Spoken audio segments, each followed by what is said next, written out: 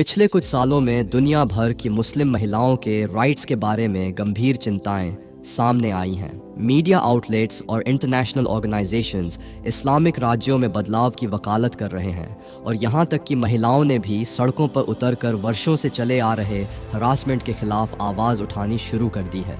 मुस्लिम महिलाओं को अपनी मैरिड लाइफ को बचाने के लिए अजनबियों के साथ सोने से लेकर और भी बहुत भयानक कानूनों का सामना करना पड़ता है।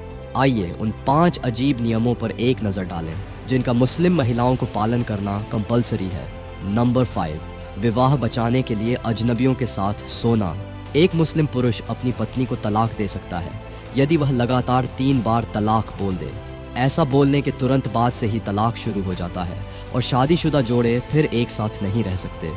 हालांकि इस तलाक की प्रथा अधिकांश मुस्लिम देशों में बैंड है, लेकिन फिर भी यह अक्सर होता ही है और आम तौर पर समाज द्वारा स्वीकार भी कर लिया जाता है।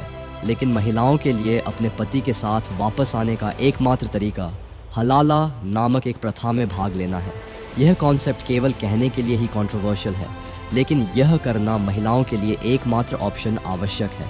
कुछ इस्लामिक मौलवियों के अनुसार हलाला में तलाकशुदा महिला का किसी और से शादी करना, शादी को पूर्ण करना और फिर तलाक लेना शामिल है। ऐसा करने के बाद ही महिला को अपने असली पति से पुनर्विवाह की अनुमति मिलती है। अधिकांश देशों में इन टेम्परेरी विवाहों का कोई कानूनी आधार नहीं होता है। यहाँ तक कि केवल 3 बार तलाक बोलकर अमेरिका में शादी ख़त्म करने की कॉन्सेप्ट को भी अजीब माना जाता है। इस तरह से चीज़ें समाप्त करने वाले अधिकांश जोड़े अक्सर क्रोध में ऐसा करते हैं और बाद में उन्हें आम तौर पर अपने निर्णय पर पछतावा होता है, और जब वे सुलह करके फिर से साथ आना चाहते हैं तो हलाला नाम की प्रथा उन्हें ऐसा करने से रोकती है। हलाला की सेवाएं मस्जिदों में मौलवी और लोगों द्वारा ऑनलाइन भी दी जाती है, जो महिलाओं को फाइनेंशियल एक्सप्लॉयटेशन, ब्लैकमेल और यहाँ तक कि दुर्व्यवहार का खतरा होता है। एक ऐसा केस भी हुआ था जहां एक अंडरकवर रिपोर्टर ने इंग्लैंड में तलाकशुदा मुस्लिम महिला का रूप धारण किया और उससे 2500 पाउंड मांगा गया था। उस व्यक्ति ने दावा किया कि उसे यह पैसा देना होगा। दोस्तों, आप इस प्रथा के बारे में क्या सोचते हैं? हमें कमेंट में बताएं। नंबर 4, महिलाओं को फुटबॉल स्टेडियम में प्रवेश की अनुमति नहीं। मुस्लिम देशों में महिलाओं पर सबसे अजीब रिस्ट्रिक्शंस में से एक ये है कि उन्हें अक्सर फुटबॉल स्टेडियम में प्रवेश करने की अनुमति नहीं होती है। यह प्रतिबंध सबसे ज़्यादा ईरान और सऊदी अरब जैसे देशों में लगाया गया था, लेकिन कई अन्य देश भी हैं जो खेल क्षेत्रों में महिलाओं के आवागमन को प्रतिबंधित करते हैं। 29 मार्च 2022 को ईरानी अधिकारियों ने दर्जनों महिलाओं को मशहद शहर के इमाम रेजा फुटबॉल स्टेडियम में प्रवेश करने से रोका। रिपोर्टों के अनुसार महिलाओं को फुटबॉल मैच को लाइव देखने से रोकने के लिए अत्यधिक बल का प्रयोग किया गया था। यह प्रतिबंध नया भी नहीं है, इसे ईरान में 40 से अधिक वर्षों से लागू किया जा रहा है। स्टेडियम में खेल देखने वाली महिलाओं के खिलाफ कोई लिखित कानून या नियम नहीं है, लेकिन अधिकारियों ने नियमित रूप से उन्हें लागू किया हुआ है। इससे महिलाओं के खिलाफ अनगिनत गिरफ्तारियां, पिटाई, हिरासत और दुर्व्यवहार हुए हैं। सबसे प्रसिद्ध रूप से सितंबर 2019 में एक महिला फुटबॉल प्रशंसक साहर खोदरी, जिन्हें ब्लू गर्ल के नाम से जाना जाता है, उसको स्टेडियम में प्रवेश करने की कोशिश करने के लिए जेल की सज़ा सुनाई गई थी। उसे पता चला कि उसे 6 महीने की जेल की सज़ा सुनाई गई है। इसके बाद उसने एक टेहरान अदालत के सामने खुद को आग लगा ली।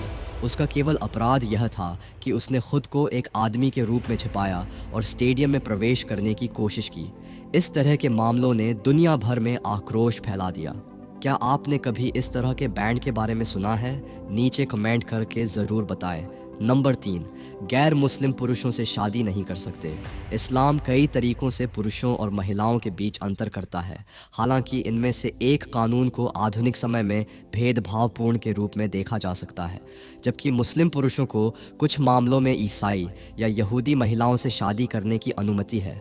मुस्लिम महिलाओं को स्पष्ट रूप से गैर मुस्लिम पुरुष से शादी करने से मना किया जाता है, चाहे उनका विश्वास कुछ भी हो।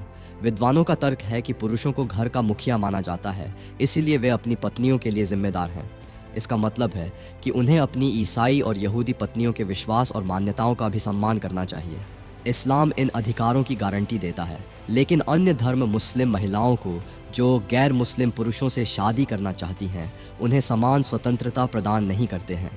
महिलाओं पर इस प्रतिबंध का एक और कारण बच्चों का मामला है। मुसलमानों का मानना है कि मीडिया के वर्तमान प्रभावों को देखते हुए धार्मिक रूप से सही बच्चों को पालना मुश्किल है। उनके अनुसार यदि माता पिता में से कोई एक मुस्लिम नहीं है तो अपने बच्चों का सही तरीके से पालन पोषण करना अधिक कठिन हो जाता है। दोस्तों, क्या मुस्लिम महिलाओं को अपनी मनचाही शादी करने की अनुमति होनी चाहिए या नहीं? अपने विचार हमारे साथ कमेंट बॉक्स में शेयर करें। नंबर 2, धोखा देने पर पुरुषों को चीटर नहीं बोल सकते। इस्लाम के बारे में सबसे प्रसिद्ध फैक्ट्स में से एक ये है कि मुस्लिम पुरुषों को 4 पत्नियों तक रखने की अनुमति है, भले ही इसका कारण पुराने समय में व्यावहारिकता पर आधारित था। आज मुस्लिम पुरुष केवल इस फैक्ट पर ध्यान केंद्रित करना चुनते हैं कि वे एक ही समय में कई महिलाओं से शादी कर सकते हैं। मूल रूप से बहुविवाह की अनुमति केवल वित्तीय साधनों वाले पुरुषों को ही थी, और तब भी वे केवल विधवाओं या बिना पुरुष वाली महिलाओं से शादी कर सकते थे। आधुनिक समय में चीज़ें बहुत अलग हैं और उनके लिए एक से अधिक पत्नी रखने के लिए कई व्यावहारिक कारण नहीं हैं।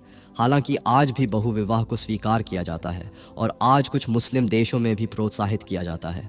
मामलों को और ख़राब करने के लिए कुछ विद्वानों और मौलवियों का मानना है कि महिलाओं को अपने पति को चीटर बुलाने का कोई अधिकार नहीं है।